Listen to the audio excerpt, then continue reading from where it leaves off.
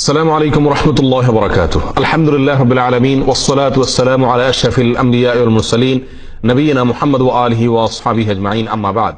সুপ্রিয় দর্শক শ্রোতা ভাই বোনেরা, পহেলা মে আন্তর্জাতিক শ্রমিক দিবস বা মে দিবস। এই দিবস উপলক্ষে পৃথিবীর প্রায় ৮০টি দেশে সরকারি ছুটির ব্যবস্থা থাকে। বিভিন্ন মানবাধিকার সংস্থা এবং শ্রমিক সংগঠনগুলো এই দিবসে শ্রমিকদের বিভিন্ন অধিকার নিয়ে কথা বলে থাকেন। নানা আয়োজনে এই দিবসটি উদযাপন করা হয়ে থাকে।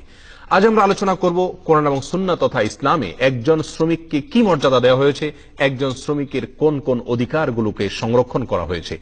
আজকের মানবাধিকার সংস্থা এবং শ্রমিক সংগঠনগুলোর জন্মেরও শত শত বছর আগে কোরআন এবং সুন্নাহ তথা ইসলাম শ্রমিকদের যে সকল মর্যাদা এবং অধিকারের কথা বলেছে তা আমরা বেশিরভাগ মানুষই জানি না।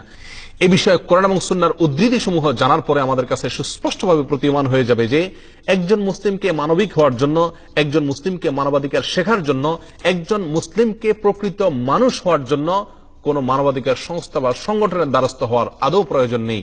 বরং এ বিষয়ে কোরআনে কারিমে রয়েছে সুস্পষ্ট এবং বিশদ নীতিমালা এবং গুরুত্বপূর্ণ আলোচনা। সম্মানিত সাথী ও বন্ধুগণ, আল্লাহ সুবহানাহু ওয়া তাআলা এই পৃথিবীতে কিছু মানুষকে মালিক আর কিছু মানুষকে শ্রমিক করে রেখেছেন। কেন তিনি এই তারতম্য রেখেছেন, তার এই বন্টন তারতম্যের পেছনে প্রজ্ঞাপূর্ণ যুক্তির কথা তিনি আলোচনা করেছেন। সূরা যুখরুফের একটি আয়াতে তিনি ইরশাদ করেছেন, নাহনু কাসামনা বাইনাহুম মাঈশাতাহুম ফিল হায়াতিদ দুনিয়া ওয়া রাফা'না বা'দাহুম ফাওকা বা'দ লিয়াত্তাখিযা বা'দুহুম বা'দান সুখরিয়া ওয়া রাহমাতু রাব্বিকা খায়রুম মিম্মা ইয়াজমাউন। অর্থাৎ জীবিকা নির্বাহের ক্ষেত্রে তোমাদের কিছু মানুষকে আল্লাহ সুবহানাহু ওয়া তাআলা মালিক বা উপরে রেখেছেন, আর কিছু মানুষকে তাদের অধীনস্থ বা শ্রমিক করে রেখেছেন। আর এটা এই জন্য করে রেখেছেন আল্লাহ সুবহানাহু ওয়া তাআলা, যদি এটা না হতো আর সকলেই মালিক হতো তাহলে পৃথিবীর বর্তমান যে ধারা আমরা দেখতে পাচ্ছি, যে স্থিতিশীলতা এবং স্বাভাবিকতা আমরা দেখতে পাচ্ছি, এটি থাকতো না, এটি ব্যাহত হতো। অতএব আল্লাহ সুবহানাহু ওয়া তাআলা তিনি সকল প্রজ্ঞাবানদের সেরা এবং শ্রেষ্ঠ, তিনি আহকামুল হাকিমিন। তার প্রতিটি বন্টনের পেছনেই রয়েছে অনেক প্রজ্ঞাপূর্ণ যুক্তি এবং ব্যাখ্যা। তবে এক্ষেত্রে দুটি পয়েন্ট অত্যন্ত গুরুত্বপূর্ণ এবং প্রণিধানযোগ্য। তার এক নম্বর হলো, আল্লাহ সুবহানাহু ওয়া তাআলার কাছে একজন মানুষের সম্মানিত হওয়াটা নির্ভর করে ব্যক্তির আমলের উপরে, কর্মের উপরে। একজন মানুষ যখন সৎ কর্মশীল হন, নেককার হন, ভালো মানুষ হন, তিনি যখন অসৎ এবং মন্দ কাজ থেকে নিজেকে বাঁচিয়ে রাখেন, তিনি আল্লাহ সুবহানাহু ওয়া তাআলার কাছে সবচেয়ে শ্রেষ্ঠ এবং সবচেয়ে মর্যাদাবান হিসেবে বিবেচিত হন। এই ক্ষেত্রে তার পেশা মোটেও বিবেচনার বিষয় থাকে না। আল্লাহ সুবহানাহু ওয়া তাআলা বলেছেন, ইন্না আকরামাকুম ইনদাল্লাহি আতকাকুম, নিশ্চয়ই তোমাদের ভিতরে সবচেয়ে সম্মানিত হলেন আমার কাছে বা আল্লাহর কাছে তিনি, যে ব্যক্তি তোমাদের ভিতরে সবচেয়ে বেশি মুত্তাকি, সবচেয়ে বেশি পরহেজগার, সবচেয়ে ভালো মানুষ এবং সৎকর্মশীল বান্দা। সম্মানিত সাথী বন্ধুগণ, অতএব আল্লাহ সুবহানাহু ওয়া তাআলা কাউকে শ্রমিক এবং কাউকে মালিক করে রাখলেও এটা অত্যন্ত সাময়িক সময়ের জন্য। আল্লাহ সুবহানাহু ওয়া তাআলার কাছে কিয়ামতের দিন মর্যাদার আসনে আসীন হবেন সেই ব্যক্তি যার কর্ম দুনিয়াতে সবচেয়ে ভালো থাকবে এবং যিনি সৎকর্মশীল এবং নেককার বান্দা হিসেবে নিজেকে প্রমাণ করতে পারবেন, তার স্বাক্ষর তিনি রাখতে পারবেন। আর দ্বিতীয় যে পয়েন্টটি এক্ষেত্রে গুরুত্বপূর্ণ এবং লক্ষণীয়, তা হলো আল্লাহ সুবহানাহু ওয়া তাআলা পৃথিবীর স্বাভাবিক ধারাকে অব্যাহত রাখার স্বার্থে কিছু মানুষকে শ্রমিক করে রাখলেও তাদের সুস্পষ্ট অধিকার সমূহ এবং মর্যাদার কথা আলোকপাত করেছেন কোরআনে এবং তার নবী আলাইহিস সালামের মাধ্যমে হাদিসের বিভিন্ন পরতে পরতে। এছাড়াও একজন শ্রমিক তিনি মালিকের অধীনস্থ হলেও আল্লাহ সুবহানাহু ওয়া তাআলা কোন কোন দিক থেকে তার মালিক থেকেও তাকে রিচ এবং সমৃদ্ধ করে রেখেছেন, সম্মানিত করে রেখেছেন, সুখী করে রেখেছেন, যা অনেক সময় আমরা আঁচও করি না বা টেরও পাই না। অতএব আল্লাহ সুবহানাহু ওয়া তাআলা আহকামুল হাকিমিন, তার প্রতিটি বন্টনের পেছনে রয়েছে সীমাহীন প্রজ্ঞাপূর্ণ যুক্তি এবং ব্যাখ্যা, যা আমাদের অনেক সময় অজানাই থেকে যায়। সম্মানিত সাথী বন্ধুগণ, এই পৃথিবীতে জীবিকা নির্বাহের যত ব্যবস্থা রয়েছে, যত উপায় রয়েছে, এর ভিতরে সবচেয়ে সম্মানিত, সবচেয়ে শ্রেষ্ঠ, সবচেয়ে উত্তম জীবিকা হলো একজন শ্রমিকের জীবিকা, একজন শ্রমিকের উপার্জন।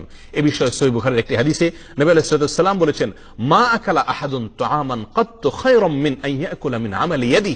একজন মানুষ তার হাত দ্বারা কামাই করে, পরিশ্রম করে, উপার্জন করে তিনি যে খাবার গ্রহণ করে থাকেন, যে আহার গ্রহণ করে থাকেন, তার চাইতে উত্তম আহার, তার চাইতে উত্তম খাবার পৃথিবীতে অন্য কোন পেশার অন্য কোন মানুষ আর গ্রহণ করে না। অর্থাৎ অন্য কোন পেশার মানুষের জীবিকা, তার আহার এতটা পবিত্র, এতটা শ্রেষ্ঠ নয় যতটা পবিত্র এবং শ্রেষ্ঠ একজন মানুষ যিনি তার হাত দিয়ে কামাই করে খেয়ে থাকেন, যিনি তার ঘাম ঝরিয়ে তারপরে উপার্জন করে থাকেন। নবী আলাইহিস সালাম আরো বলেছেন, ওয়া ইন্না নাবিয়াল্লাহি দাউদ কানা ইয়াকুলু মিন আমালি ইয়াদি। আর আল্লাহর নবী দাউদ আলাইহিস সালাম তিনি নিজের হাতে উপার্জন করে তা থেকে তিনি তার আহার জোগাড় করতেন, উপার্জন করে তিনি খেতেন। দাউদ আলাইহিস সালাম ছিলেন তার যুগে রাষ্ট্রের সর্বোচ্চ আসনে আসীন। একজন রাষ্ট্রপ্রধান হয়েও তিনি লৌহ শিল্পের সঙ্গে নিজেকে সংশ্লিষ্ট করে তার জীবিকা নির্বাহ করতেন। সহিহ মুসলিমের এক হাদিসে আসছে, জাকারিয়া আলাইহিস সালাম ছিলেন নজ্জার বা কাঠমিস্ত্রি, এবং বেশিরভাগ নবী রাসূলগণই ছাগলের রাখাল ছিলেন বা বিভিন্ন পশু গবাদি পশুর রাখাল ছিলেন।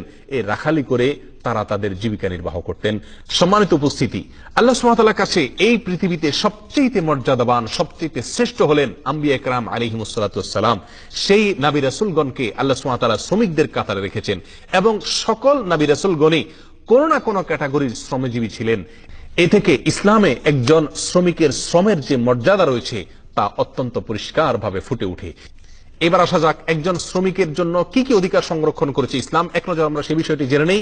একজন শ্রমিকের কাছে সবচেয়ে গুরুত্বপূর্ণ বিষয় হলো তার পারিশ্রমিক। আর কোরআনে কারীমে 150টি জায়গায় আল্লাহ সুবহানাহু ওয়া তাআলা আজর বা পারিশ্রমিকের কথা উল্লেখ করেছেন। অর্থাৎ একজন শ্রমিকের পারিশ্রমিকের বিষয়টিকে কোরআনে কারীমে এত বেশি গুরুত্ব দেওয়া হয়েছে যে 150টি জায়গায় আজর বা পারিশ্রমিকের কথাটি আল্লাহ সুবহানাহু ওয়া তাআলা উল্লেখ করেছেন। আল্লাহ তাআলা অন্য এক আয়াতে বলেছেন, ওয়ালা তাবখাসুন নাসা আশিয়াআহুম, তোমরা মানুষকে কোনো কিছুতে কোনো অবস্থাতে ঠকাবে না।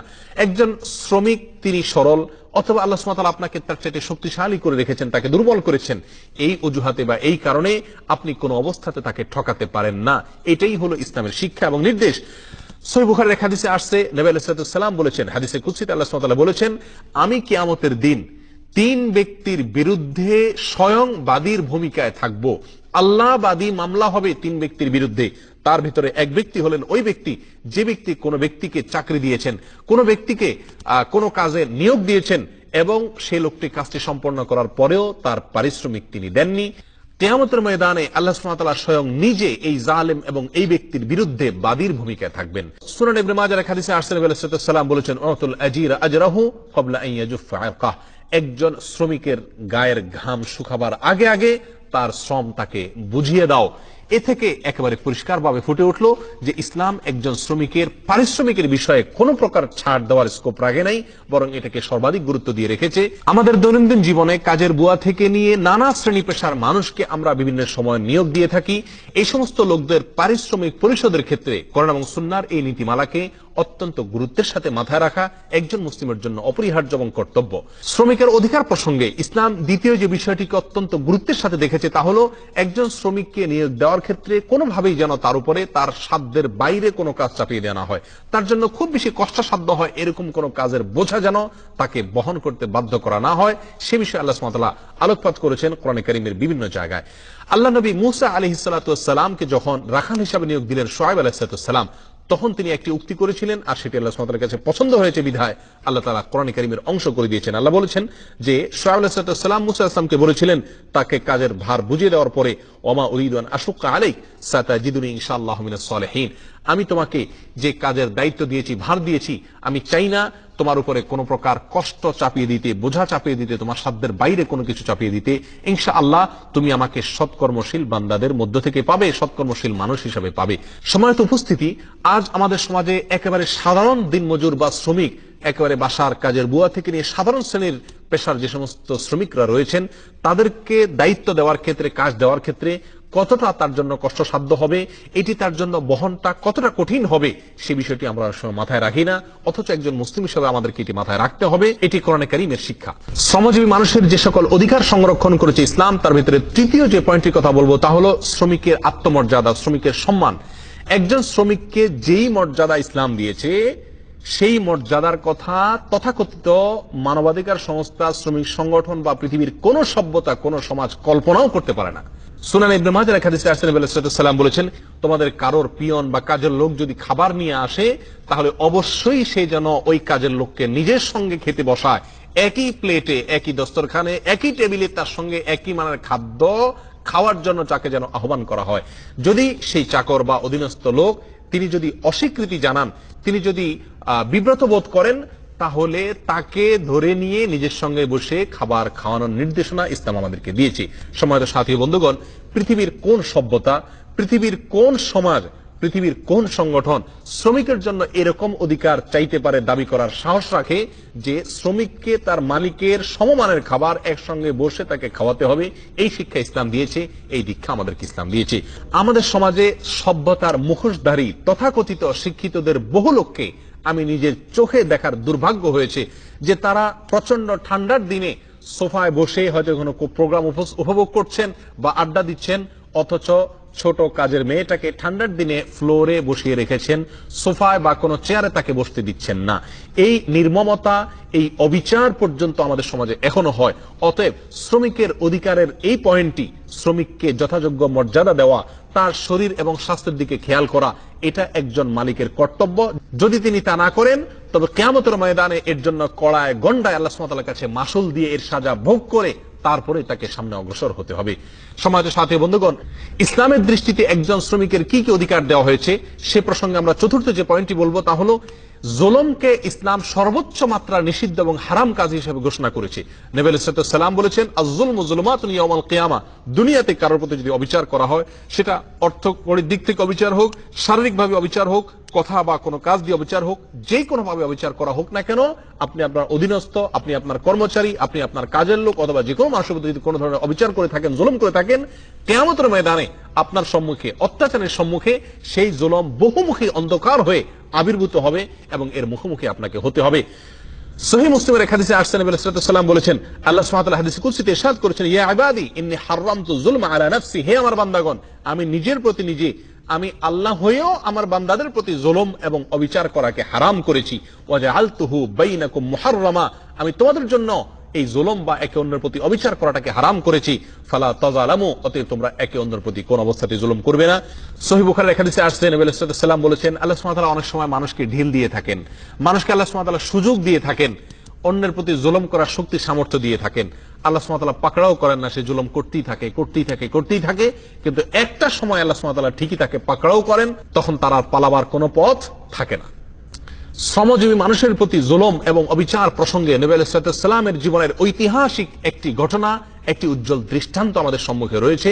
সাহাবী আবু মাসউদ রাদিয়াল্লাহু তাআলা আনহু বর্ণনা করেছেন, একবার আমি আমার এক কৃতদাসকে তার কোন একটি ভুলের কারণে প্রহার করছিলাম, তাকে মারছিলাম। পেছন থেকে নবী আলাইহিস সালাম এই দৃশ্য দেখে তিনি বলে উঠলেন, লাল্লাহু আকদারু আলাইকা মিনকা আলাই, মনে রাখবে তুমি এই কৃতদাসের প্রতি, এই শ্রমজীবী মানুষটার প্রতি, এই অধীনস্থ লোকটার প্রতি তোমার যে পাওয়ার রয়েছে, তোমার যে কর্তৃত্ব রয়েছে, যে প্রভাব রয়েছে, আল্লাহ সুবহানাহু ওয়া তাআলার প্রভাব এবং পাওয়ার তোমার উপরে তার চাইতে অনেক বেশি রয়েছে। অতএব আল্লাহকে তুমি ভয় করো। তখন সেই সাহাবী নবী সাল্লাল্লাহু আলাইহি ওয়াসাল্লামের এই কথা শুনে সঙ্গে সঙ্গে সেই কৃতদাসকে চিরকালের জন্য মুক্ত করে দিলেন। এ হলো ইসলামের নবী আমাদের রাসূল করিম সাল্লাল্লাহু আলাইহি ওয়াসাল্লামের মহানুভবতা। এই ছিল শ্রমজীবী মানুষের অধিকার আদায় করার ক্ষেত্রে, অধিকার সংরক্ষণ করার ক্ষেত্রে, জুলুমের হাত থেকে শ্রমজীবী মানুষকে বাঁচাবার ক্ষেত্রে তার বলিষ্ঠ ভূমিকার উজ্জ্বল দৃষ্টান্ত। এই ঘটনা থেকে শিক্ষা গ্রহণ করে আমাদের অধীনস্থদের প্রতি আমাদেরকে সদয় হতে হবে, তাদের অধিকারগুলোকে সংরক্ষণ করতে হবে, তাদের যথাযোগ্য মর্যাদা দেওয়ার ব্যাপারে আমাদেরকে দৃঢ় প্রত্যয় ব্যক্ত করতে হবে এবং দৃঢ় প্রতিজ্ঞা আমাদেরকে করতে হবে। আল্লাহ সুবহানাহু ওয়া তাআলা সব ধরনের অবিচার থেকে আমাদের সবাইকে হেফাজত করুন, সংরক্ষণ করুন। পৃথিবীর সকল শ্রমজীবী মানুষ যেন তাদের ন্যায্য অধিকার পান, তারা যেন তাদের যথাযোগ্য মর্যাদা পান, সেই কামনা আল্লাহ সুবহানাহু ওয়া তাআলার কাছে ব্যক্ত করে আজকের মতো এখানে বিদায় নিচ্ছি। ওয়া আখিরু দাওয়ানা আলহামদুলিল্লাহি রাব্বিল আলামিন। ওয়াসসালামু আলাইকুম ওয়া রাহমাতুল্লাহি ওয়া বারাকাতুহু।